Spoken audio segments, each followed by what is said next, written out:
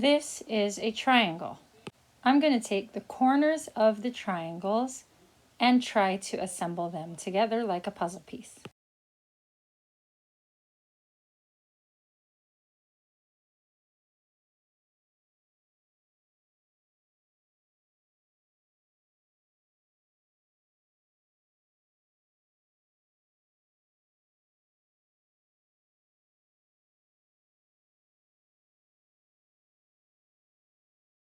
When you take the corners of a triangle and put them together, they make a straight line.